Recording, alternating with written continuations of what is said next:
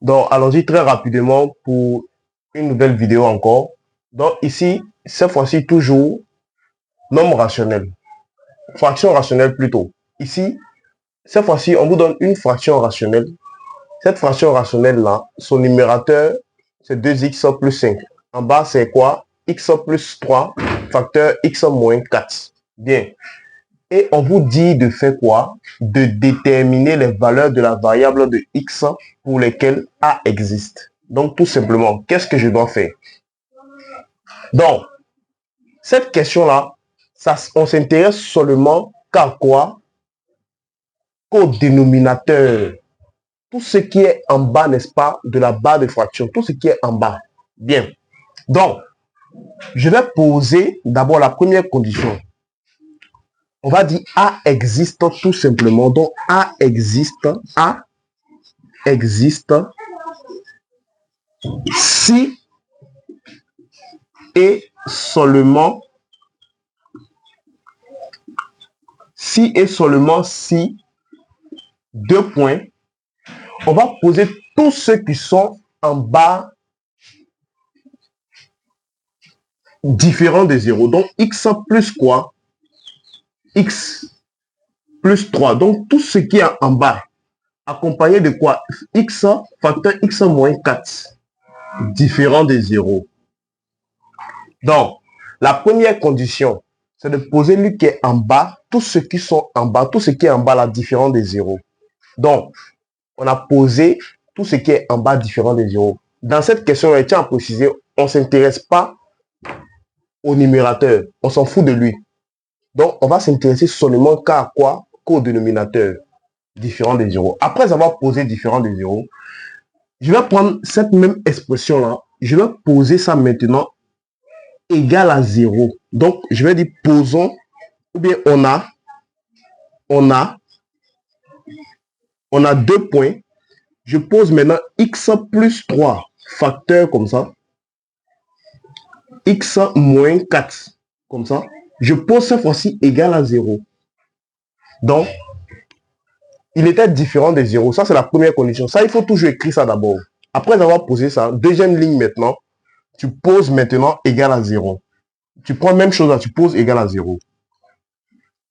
Troisième étape maintenant, ça, on vous a montré comment on résout une équation dans R. On fait quoi? On pose lui qui est dans la première parenthèse égal à 0 et lui qui est dans la deuxième parenthèse égal à 0. Donc, x plus 3 égale à 0.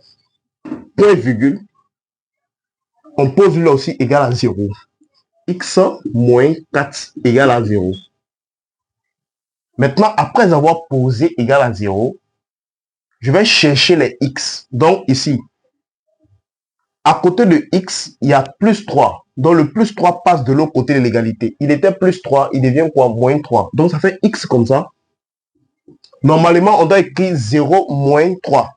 Parce qu'il vient trouver le 0. Donc, 3, quand il se déplace, il était plus, il devient moins. Donc, avec moins 3x comme ça. On vient ici maintenant. X moins 4. Moins 4, il est en soustraction avec quoi? X. Donc, on le fait passer de l'autre côté de l'égalité. Il devient quoi? Plus 4. Donc, normalement, ça fait 0 plus 4. 0 plus 4, ça reste toujours quoi? 4. Donc, x égale à 4. Donc, voilà les deux x qu'on a trouvés. Ouais, ici, cette fois-ci, dans ce cas-là, dans ce modèle-là, on a trouvé deux x. On a trouvé ce x-là qui est égal à moins 3. Et l'autre x, n'est-ce pas, qui est égal à quoi? 4. Bien. Une fois qu'on a fini de résoudre comme ça, tout simplement, voilà comment on fait. Après avoir fait ça maintenant, on va faire quoi? On va poser, on va dire maintenant tout simplement pour conclure, on va dire on va dire A existe maintenant, A existe, ou bien donc, comme ça, donc tout simplement, donc, tout simplement, A existe pour les deux x. Maintenant, on met les deux x. Ce x-là met en différence maintenant. Donc, x différent de quoi? Moins 3, point virgule, ou bien et x différent de quoi? Différent de 4. Voilà. Donc, à la fin, on met donc A existe. Parce qu'on a mis la condition d'existence pour montrer que A existe. Donc, à la fin, on a trouvé le A qui existe réellement. Donc, A existe pourquoi? Pour X différent de moins 3 et X différent de 4. C'est de ça qu'il s'agit. Donc, voilà donc comment on fait pour cette condition d'existence, pour répondre à cette question-là. À très bientôt.